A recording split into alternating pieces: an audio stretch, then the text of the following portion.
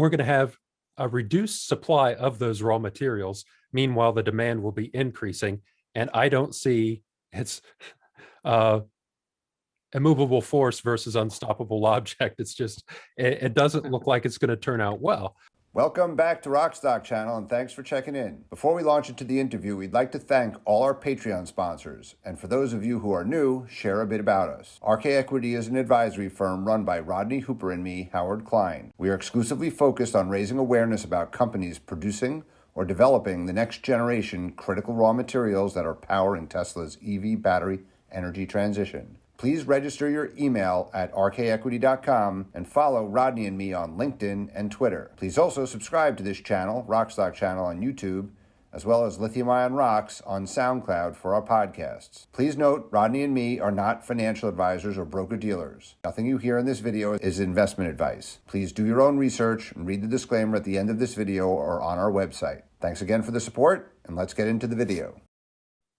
Good morning and good afternoon to Jordan. Welcome onto the Rockstock channel. For those that know Jordan, he has a fantastic channel, The Limiting Factor, that delves deeply into all things EV and particularly around the Tesla side. Jordan, welcome. Yeah, thanks for having me, Rodney. We've had a lot of activity in the last while from various fronts. And the one thing that I did see you post on, and that's sort of been intriguing me a little bit, was VW Power Day. Some things that were put up on screen with lots of green lighting in the background, but I had a couple of things were flagged for me. Just broadly, your general thoughts on Power Day? I would have to say that I'd go with what Rob Maurer said on Tesla Daily, which is it was kind of a battery day light. It wasn't as technically deep, and it just wasn't quite as convincing as Battery Day. It was more convincing than, for instance, GM's Battery Day or whatever they called it. But Power Day, it seemed further off into the future and a little bit more nebulous. I'm glad they're heading that direction. But I think the primary reason why they're doing this is because of market pressures rather than because they want to actually do this. Yes, I mean, that's an interesting one. It's fantastic to see a tier one auto company making the sort of level of commitment that VW is. I did feel they're sort of conveniently picking some of the stuff that's sort of out there or on platforms to sort of say that's the future, and then obviously give a big punt to solid state, which is what they have invested in. But yeah, I mean, and just on that front, my thoughts, and I'm interested, you can shoot them down, is I feel like the increasing amount of silicon being doped into the anode is going to bring great things to lithium ion battery, to energy density.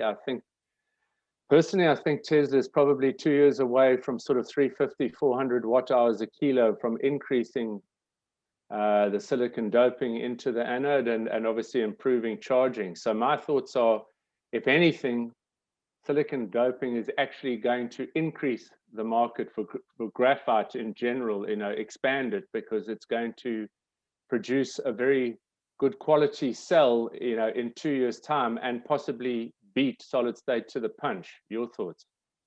Yeah, I do think that solid state, their current targets are good, but they're working with a moving target when it comes to graphite and silicon anodes. I think the numbers that solid state is touting, I think we're going to see that from graphite silicon anodes sooner or about the same time, but it will also be much cheaper. I'm not convinced that these solid state batteries that are being touted at the moment are going to be extremely low cost, which is what we're going to need in the late 2020s. I do think at some point solid state will catch up, but it's still an early stage technology. And I think in the late 2020s, it will still be in the early stages of scaling, and we won't see it at large scale, very large scale, until the probably the early 2030s. And it might have a completely different use case than regular lithium ion batteries that are high nickel, just like there's high nickel batteries and lithium iron phosphate, solid state might have a specific use case that it's best for. I'm with you on this. I think the other thing is, there's one thing proving the technology, there's another thing scaling it to commercial production and producing it in large scale for less than $100 per kilowatt hour. You're thinking around that. I mean, one thing to say it can be done, and as you and I know, there's solid state, and then there's solid state, and then there's solid state. There's a lot of permutations of solid state. As you say, you want to cheap, how realistically are we going to get commercial mass production of what we're talking about, genuine, full-blown solid state to under $100 per kilowatt hour? I think they'll hit it later in the 2020s. I mean, if QuantumScape's collateral is correct, because what QuantumScape, if you crunch the numbers on their documentation that they put out, it looks like they're shooting for $50 to $60 per kilowatt hour at the cell level in the late 2020s, which I expect Tesla to hit probably around $50 per kilowatt hour about 2025. And that, I'm thinking they might be able to do that at the pack level in 2025. That might be a bit of a stretch, but I think that's what they're striving that's for. Aggressive. That's aggressive. It is. But it would take some time to get in those numbers and how I figured that. And I do think that's aggressive. And I think you've just touched on a good point. So if we think, Jordan, if we're going to go to silicon doped anodes with improved energy density and faster charging, what is the outstanding use case then by the time that solid state gets to this point? Because if you're getting phenomenal, if you're getting sub 15-minute charging to 80%, and you're going to get range to, I don't know, 800 kilometers, or what you would call 500 miles, and you can do that at that price, just talk me through, what do I need solid state for? The key thing that I can think of would be safety, but even that might slip away with some of the technologies that I see on the horizon. Like, there's current collectors that a company called Soteria is developing, and they actually help make a battery non-flammable. So I would think solid state's key benefit is safety, but I see ways in which conventional lithium ion can be made much more safe. Now, at the very limit, I see solid state batteries, true solid state batteries, as a better first principles solution. It's one less thing that you have to mess around with in the battery. You don't have to inject the battery with electrolyte. You can put the solid state material on a roll-to-roll platform if you get it right. But I haven't seen anything convincing in that department yet, where you can just roll your cathode and anode with a solid state separator in between, done. You don't have to mess around with injecting electrolyte. That's something I still need to look into further. Yeah, that's interesting. So yeah, I mean, I guess that's the sort of question that comes up now. If we touch back to VW, as I said, I thought there were some sort of pieces of the puzzle, and that they were just kind of conveniently picking. But the one thing that I flagged up that just did not make sense to me, other than the fact that China is a central part of VW's future story, was the mentioning of synthetic graphite. It seemed out of place given Volkswagen's strategy and their market. Because my understanding, synthetic graphite is much, much more CO2 intensive than natural graphite. And you can find natural graphites that are, well, natural graphite is much cheaper than synthetic graphite and much lower CO2 emissions. So if Volkswagen wants to be competitive on cost, I would assume they would need more natural graphite. And given that the market they're operating in, they'd want something low CO2, because my understanding is that higher CO2 products in the EU will have some sort of tax put on them to make them more expensive. And you can probably help fill me in there. So yeah, exactly. So there's a carbon border adjustment mechanism. But now I understand that, I still don't get the logic. So if you say, well, great, this isn't coming into the EU, it's going to be produced in China and used in China vehicles. But if you export those vehicles or do anything, in the end, are we not moving to a world that's $100 a ton carbon tax for everyone? That's just the way it feels to me. I think the US is going to move that way. Europe is going to get close. Canada's already had it reestablished. They had a court hearing on it. So exactly what you're saying. So on a cost basis, natural is cheaper. You've got companies like Novonix, and I think Talga will be the same, that are shooting for, they're going to be carbon neutral. You're going to get a certificate that says there's zero carbon on this. And no matter what you do in the processing piece of synthetic graphite, you still start with needle coke. You're still starting with a petroleum, whatever you want to call it, waste or byproduct. So there's no way around that. So I still, it's for Europe, definitely, if you look at companies and OEMs looking to become carbon neutral, why would you go for something that's roughly 5 tons of CO2 per ton of product? And I'm not even sure you're including the needle coke CO2 in that, or the transport once you've produced it in China and shipped it, into your product. So is there a performance angle where synthetic is better than natural, that you would say that's why I want to use it? Well, that's where I was going to go to next.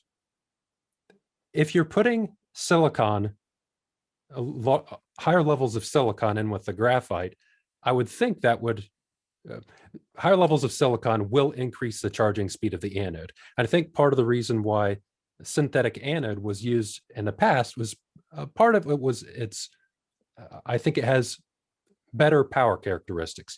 You can get ions into it and out of it more quickly. So that's part of the reason why it was used in the past. And it also tends to have better cycle life. But you can solve the charge speed issue with silicon, and I think you can solve the cycle life issue with a good quality natural graphite and the right electrolyte mix, based on the research I've done.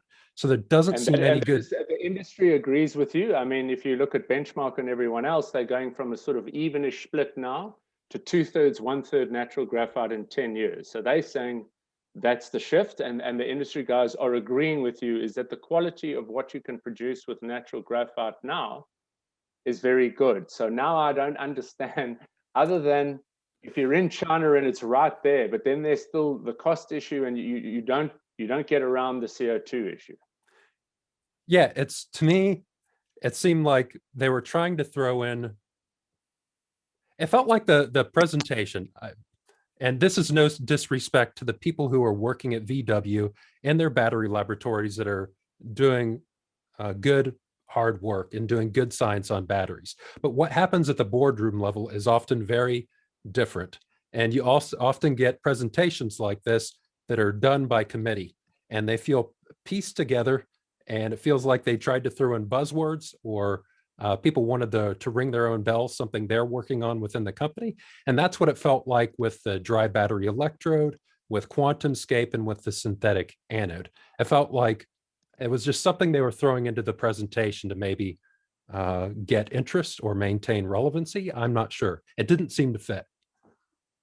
The only one other thing, Jordan, that kind of does it is, if you look at the pinch points, and hence the name of your channel, the limiting factor, which is it going to be? Now, we started off and spent a lot of time, because lithium is the irreplaceable element in the battery. But the more we've had a look and the more we've listened across the industry, you're seeing more and more possible pinch points across what can happen. Now, you mentioned as well in your podcast, and I suggest people listen in, about LFP. Now, LFP still needs graphite. It still needs silicon. One way or the other, you're going to use it in the anode, or you're not. So the only thing I'm thinking of is, was VW looking for an absolutely robust way that if people try to poke holes, they're saying, well, where are the pinch points? So needle coke, I guess you can access.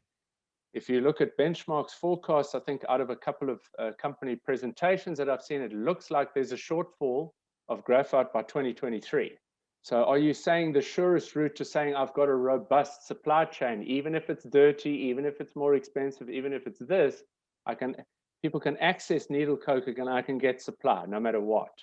it didn't seem like the rest of the presentation had that much thought put into it, to be able to assume that they were trying to signal to somebody that their supply chain is secure. I don't know what the best way to put that. It's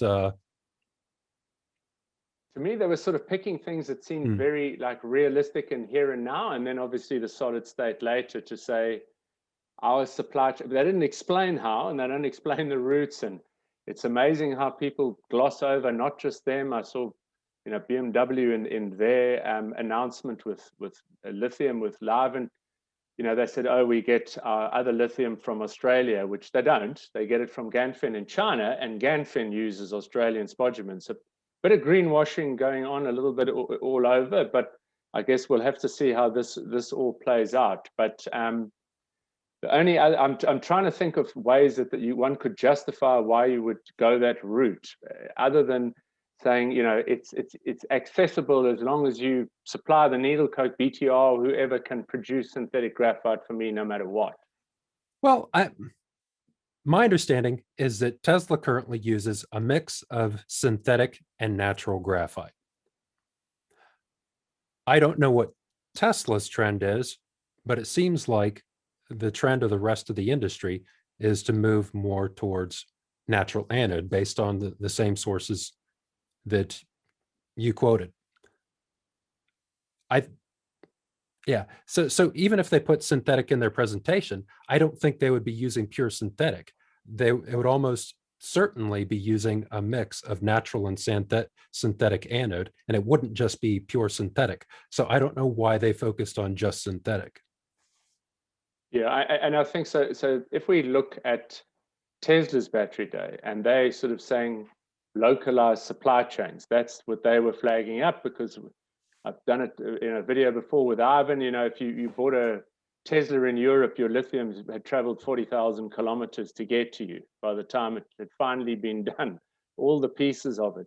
So they have now shifted towards localized supply chain, and you've got people like Novonix for them in North America, and then Tolga and whoever in Europe. So the thing is, if you have localized supply chain with zero carbon, same price, my mind is, I know where this is going. If you can get if you can get the same thing for the same price with zero carbon in $100 a ton carbon tax world, if you think about it, it's one of the things that logically to me, graphite is cheaper than, say, lithium per ton, but it's still, there's a lot of it in the battery and it weighs a lot. So transporting it is carbon intensive on a value basis, and then producing it also on a value basis, there's a lot of carbon in it. So it's one of the parts of the battery that most logically you would look to reduce CO2.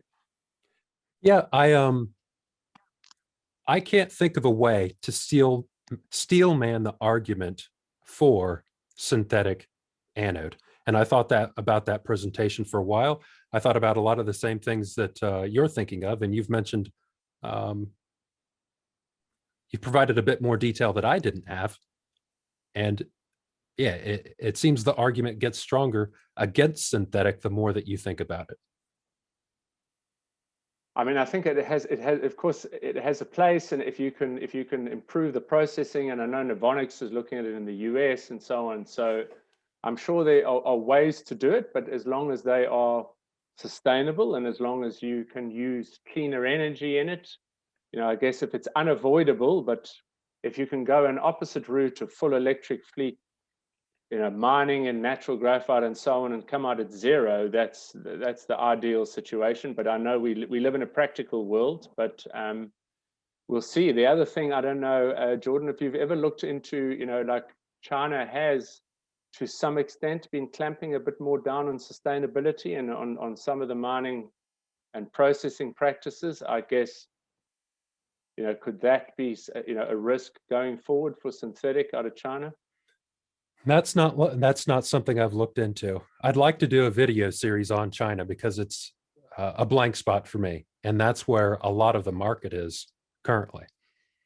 The only synthetic producer I'm aware of outside of China is Novonix. Are there any other synthetic producers that you know of? And Novonix isn't even really a producer yet. They intend to produce, and they're working on getting a foothold in the market.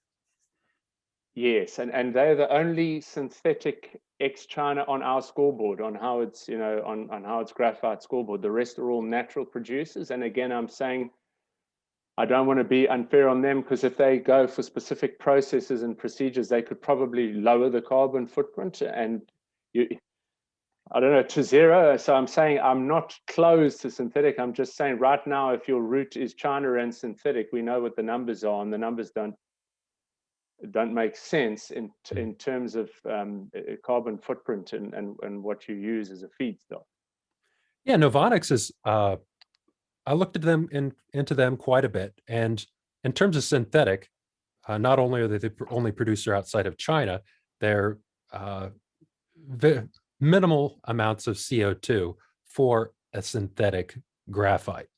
The only concern, and maybe you can enlighten me on this, because this is something I've been hunting around for, is what does the raw materials market look like for that as you get deeper into the 2020s? Because my understanding is they'd be competing with other industries for that needle coke and for that material.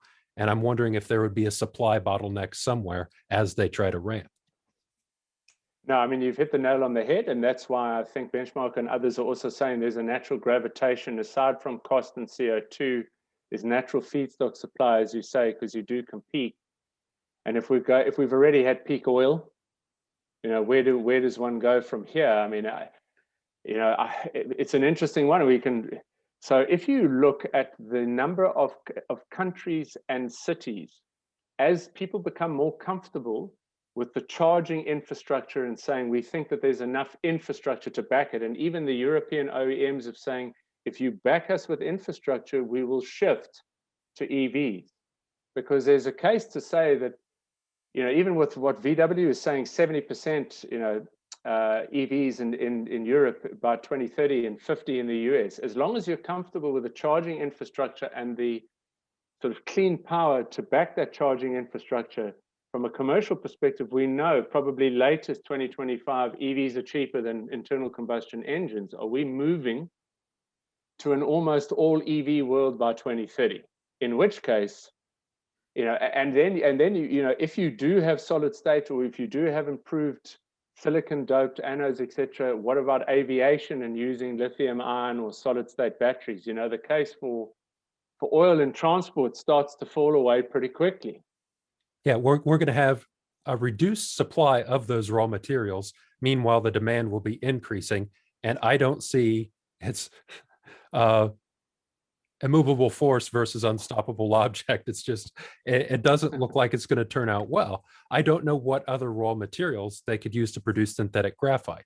I think there's one company here in New Zealand that's actually working on producing graphite from like wood material, but that's early stages, and I'm not convinced of, I think it's called Carbonscape maybe, but I don't know whether that's going to be viable or not.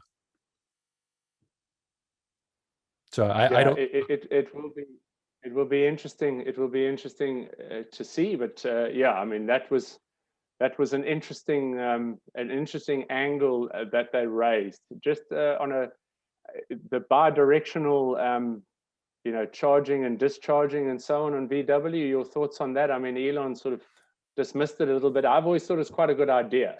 Yeah. Now, I think it's a good idea for Europe. I think they've been working towards that, and they have the regulatory bodies and the regulations in place and a roadmap in place, where I think the US is a bit more patchwork and not as well prepared for something like that. So I think we'll see it in Europe. I don't know when we'll see it in the US. To the extent that I want to see it, which is you're able to not only use your vehicle to power your house, but also participate in the energy market.